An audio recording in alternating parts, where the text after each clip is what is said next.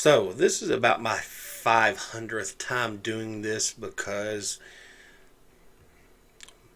my OBS doesn't want to work correctly. So, you know what? Hopefully, this is the last time.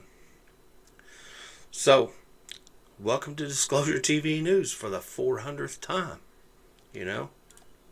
So, anyway, I wanted to extend a little information on what Marfoogle was reporting and give some information to Dutch since maybe he can add to his daily show, or maybe he can add to a show, or if he needs it to show the importance of safety in public information. I especially with pertaining to earthquakes and earthquake preparedness, earthquake safety, and the USGS needing to report earthquakes. What this has to do with is Marfoogle had a report a couple shows ago, maybe 2 shows ago, about 26 electrical power poles had collapsed for absolutely no reason at all.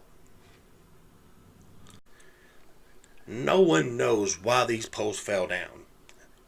There is absolutely no meteorological information. There's no information about a person hitting it, or no physical force whatsoever acting upon these poles to make 26 of them fall down. And I'm going to show you what I may have found, or some evidence that may give a little insight into why these fell down, why these poles fell down. So, first, if you don't know and you haven't seen it and you're just now watching this, here's the scene. 26 poles in Tukwilla, Washington collapsed on their own. In about a 1 mile stretch, every one of them fell. So, and the information that I've gathered is quite extensive, and it's quite scary, possibly, because it has to deal with the safety of citizens, and it has to deal with public information, and the reason why the government should give public information out. Because what I'm getting ready to give you, a lot of people don't know. And especially people in Seattle, especially people in Washington and Oregon. So, I'm going to give you this information, and hopefully this gives a little more insight onto what happened with these power poles. Okay, I took my face off the screen for a minute, that way that you all won't be hounded by faith, even though I am a good looking guy. I don't want it to get in the way in the information. As a matter of fact, it probably would get in, it probably would affect the information. So, what we're going to start with is what's in that area. What's in the area of where those of East Marginal Way, which is where the poles fell. So Boeing, as Marfoogle reported, Boeing is there. They have hangars there. They create experimental planes, aircraft. There's actually also a museum there, which houses a couple great commercial and military aircraft in a museum not far from there. And it's probably maybe a couple 100 feet from, maybe several hundred, over 500 feet from where this happened. Inside of the museum is actually where you see it on the map here, is commercial airliners, and they house Boeing 747s. Third ever built Dreamliner is sitting in there. They have World War II fighter jets and aircraft. They have space flight aviation, pretty much. If nobody has seen the video, I'm going to show it to you because it's got a few things in it that I noticed. I downloaded the video and went through it. So what you're looking at is camera footage. This is camera footage that the Tukwilla police released. And I want you to notice a couple of things. So it shows the car getting hit. The camera bounces around a whole lot because the power lines were connected to it. Now, if you see the other side of the street is fine. Now, what I want you to pay attention to is this last part. Okay, if you notice to your right of the video, you see a car, another electrical pole, and a tree. That tree is significant in what I want to show you. Now, if you noticed, after the camera calms down from shaking, you'll notice that tree across the street shaking heavily. There is no wind at this time. You see a little sign right there in between that median right there. There's a little yard sign. There's also one down here next to the tree. It's not blowing whatsoever. There's no wind blowing. If it is, it's a small breeze. It's not small enough to move the trees. However, something moves the trees. If you notice at the end of this little segment, the tree is shaking pretty wildly. You can see it. I'll play it for you again. And one more time so you all can see it. You can tell that tree is shaking. Besides the camera shaking, you can see the tree is obviously shaking. Now, to my next part. So, right in this frame, I want you to watch the traffic lights. And I want you to notice a shift in the camera prior to that pole across the street. Now, first of all, I want you to watch the shift in the camera. The camera's shaking. It shifts, it shimmies a little bit as if something vibrated. Now I want you to go back and watch the traffic lights and the pole that it's attached to. Did you see it? Now the pole is starting to fall. And that's significant evidence, and what I want to show you is about what I think happened. Now the pole is falling. Now watch how that pole falls. It falls, I mean, it's tethered to a lot of lines. There's not a lot of force pulling it down. There's a lot of weight to it, but the full arrest is hindered by the lines that are attached to the pole, and it keeps it from falling at such a greater rate. And the reason why I wanted to mention that is because of the energy wave that's going through the ground when the pole hits. And I needed you to understand that when the pole hit, it wasn't hitting at its full force, and it caused less of a wave through the ground or on top of the surface, and that wave didn't extend out very far past the pole in general, maybe 40, 50 feet, 60 feet, something like that. And that's pertinent to the information that I'm going to give you later on about a few people sitting inside of a Boeing 787 inside of the museum at the time this happened.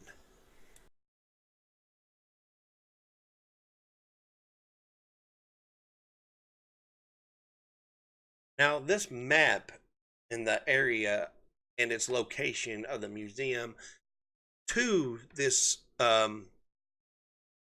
geographical landmark of the inlet is going to play a part in my information. So remember what you're looking at right now. I mean, I'm going to show it back to you here in a few minutes. I'll show you again, but I just want you to remember the location and what it's near and the geographical regions, what the landmarks are. We're going to go back into what's at this museum. So in this museum, as I said, is Boeing 747s. The plane in the middle is a jumbo jet. It is a 747 Dreamliner, and it just so happens that people were at this museum, and they were actually stranded in this museum. So this is an article from the Seattle Times,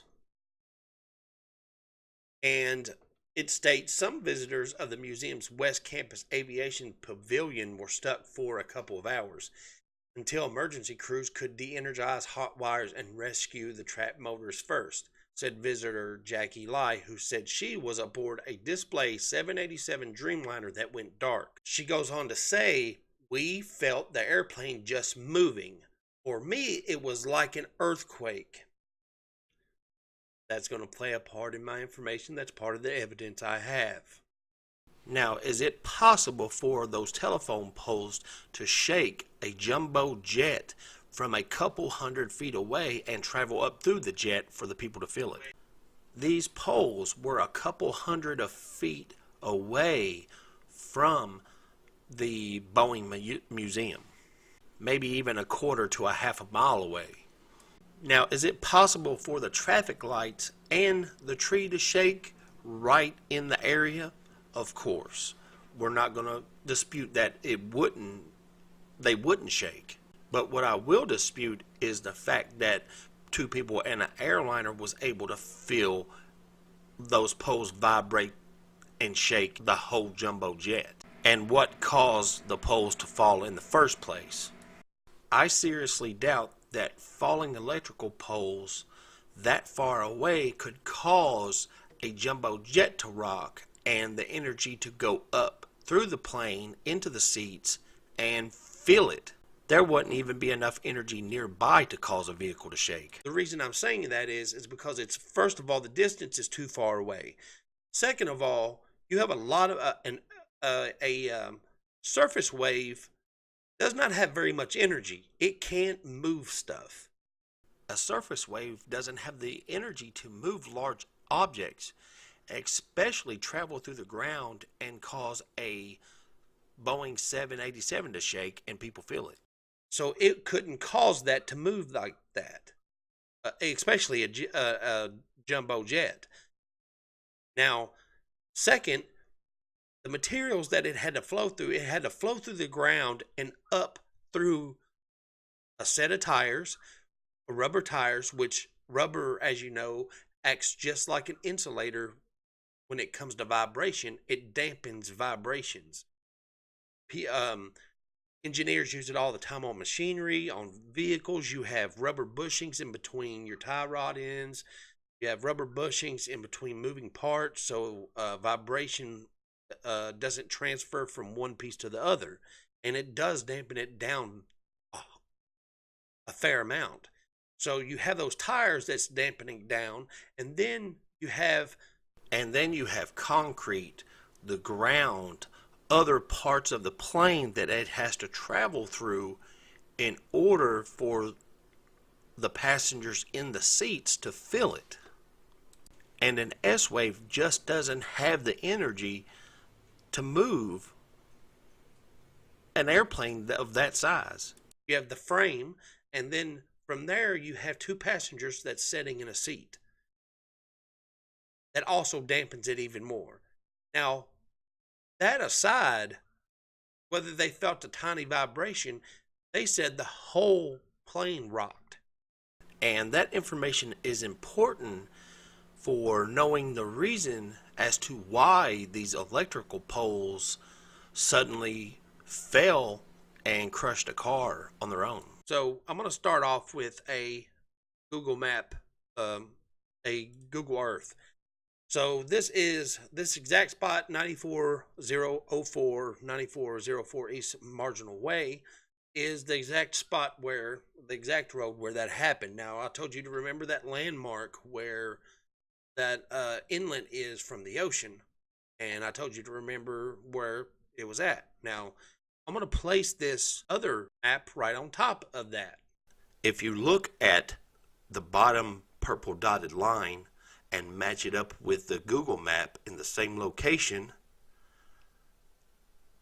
the purple line indicates that there is a thrust fault running through East Marginal Way in Tukwilla, Washington, the exact same area as where the 26 telephone poles fell.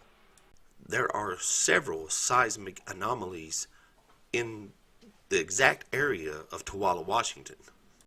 There's also a deformation front in the area that's causing Seattle to be pushed up. The area is being shocked by seismic waves on a minute-by-minute basis, especially in Tukwilla, Washington, and is creating an area that's very, very unstable and very dangerous. I want to show you how unstable the area is, and I'm going to pull up my risk assessment map and show you that. I want you to notice that it's the same geographical location as all the other maps. What this map is showing you is the reds is highest, high, moderate, fair, lower, and low risk for an earthquake. It just so happens that that energy in that area is very high risk, and it's the same exact risk as what's on the coast of Washington and Oregon. If you find the same map that this comes from, it shows that there's dark red on the west coast. This area right here is just as dangerous and just as susceptible to seismic activity as the coast, as the where the Marfoogle plate goes under the North American plate. So now I want to show you a terrain satellite view with the faults overlaid. This is going to show you a little bit more to detail what's there. There's the Seattle fault line, which is the top line right there, the top red line. Now you have all these faults that's there.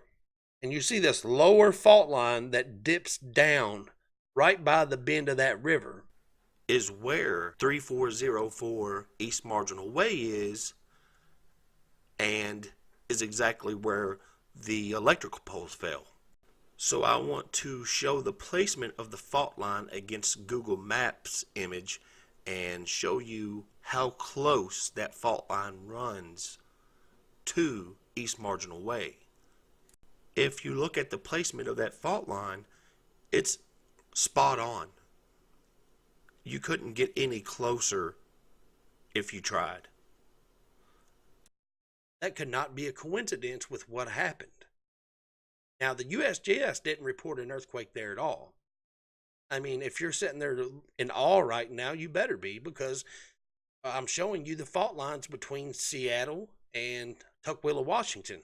I'm positive there's a fault line that runs from north to south right through there. And actually, I think that there's a fault line that runs on this left edge where it says Puget Sound. I'm pretty sure there's a fault line that runs from the north towards the northwest out towards the ocean. I'm pretty sure there is. I want to show you the amount of seismometers in the area of the northwest, along with telling you how the USGS is not reporting seismic activity, and despite having an exceedingly large amount of seismometers in the area. This is a map from the PNSN, or Pacific Northwest Seismic Network. In this one area, there's over 60,000 seismometers. I think there's a total of 100,000 in the PNSN network. Each symbol on the map represents some type of seismometer. As you can see, the whole Northwest, including Canada, is covered in seismometers. There are over 2,000 in the Pacific Northwest, even extending out into the Cascadia subduction zone several miles past the coastline. The PNSN reports that there are about 150 spread out over the Cascadia subduction zone. Now, despite having so many seismometers in the Pacific Northwest, the USGS suggests that no earthquakes are happening in the area. The amount of equipment suggests otherwise. Now, the PNSN is funded by the USGS. That's why they make their data public.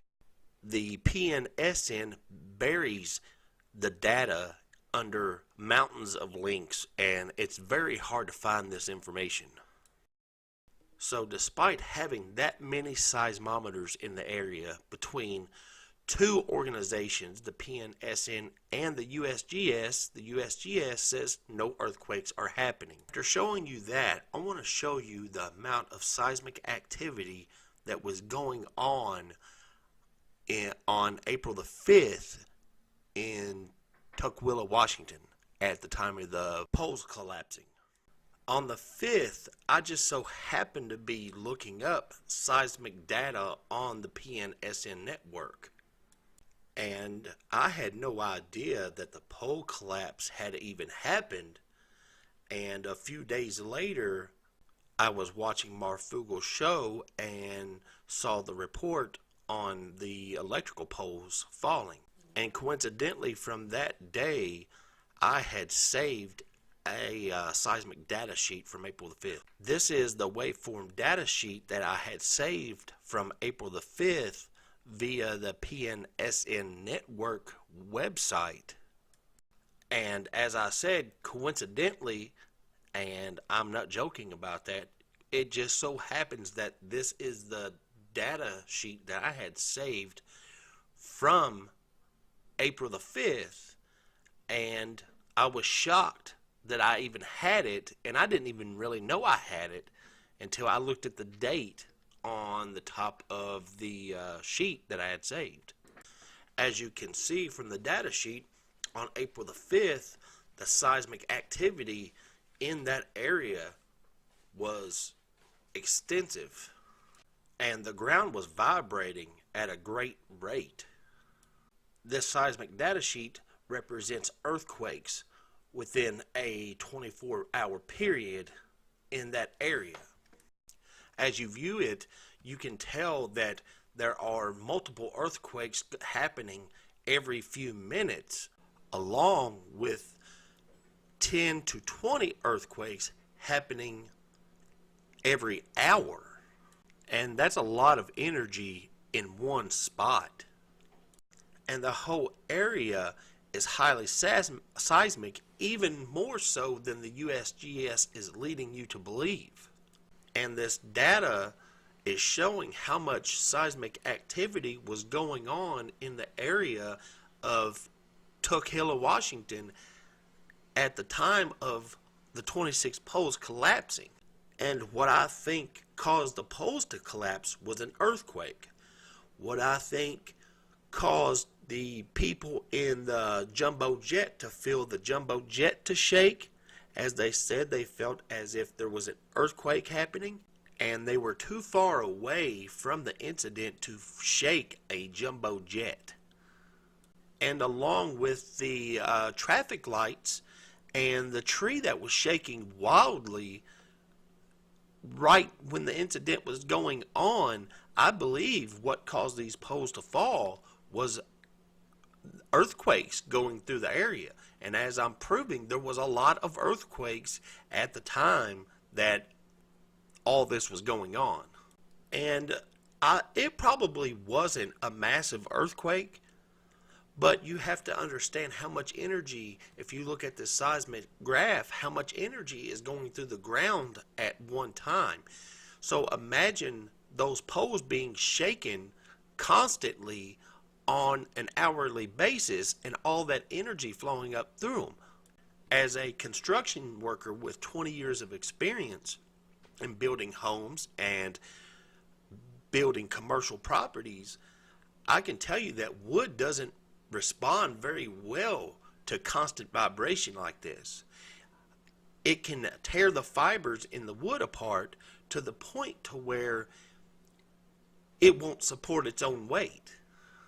And even though these are minor earthquakes happening, evidently all these earthquakes are having an impact on the structures around them, not because of the magnitude of the earthquake, but because there are so many and the repetitiveness of the earthquake to be constant. And the fact that the USGS is not reporting these earthquakes in the area, and along with them trying to keep it quiet for economic reasons, is having an impact on these structures, and it's going to cause somebody to be harmed And the public needs to know about these earthquakes and how seismically active the region is. It's selfish to put people at risk for money. And that's where I believe that Dutch sense comes into play about helping spread the word of how seismically active this region is, how the USGS is not reporting the earthquakes, along with what harm it could cause people in the region. As you saw, these minor tremors or constant tremors and constant quakes are putting people at risk, and they don't even know what type of risk they are taking because the government won't tell anybody. And whether it's the federal government or state or local government within Washington, Oregon that's stopping or telling the USGS to not report these earthquakes and to not report things like this happening because of earthquakes, because of money, is selfish. And they're putting people's lives in danger because of a dollar. And to show you further proof about the lack of caring that the government in general is showing towards this problem, as you know, or as a few people know, but not a lot of people, the federal government and the state government are running drills with the military up in that region for a Cascadia event, and they're keep trying to keep it secret and not including the residents of these states in the Northwest. And these citizens in the area also need to be running the same drills as they are. It's not just about the military and the police and FEMA and ambulance services. The people also need a way to get out themselves in case something happens, or really when this happens. Because according to the seismic data, there's a lot of pressure in that area, and it's basically to the point right before an object breaks, which it starts quivering in motion. And that's what you're seeing in the seismic data. All this energy in the seismic graph, you're seeing the quivering of the rocks, and they're about ready to snap. So I just wanted to show you all that to maybe have some insight on what may have happened, since nobody can say what happened and nobody knows what happened. And after I looked into it, all the data came together. I didn't force this data to come together. It came together by itself.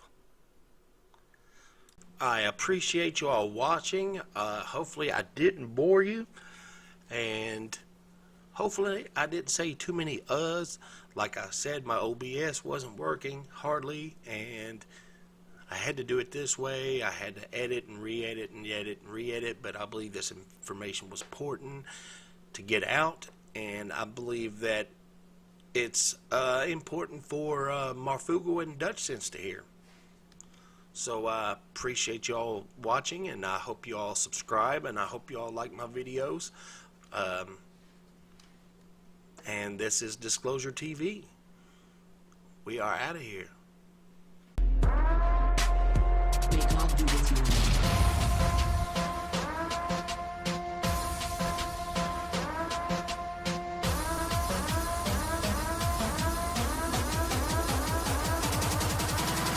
This is not a test.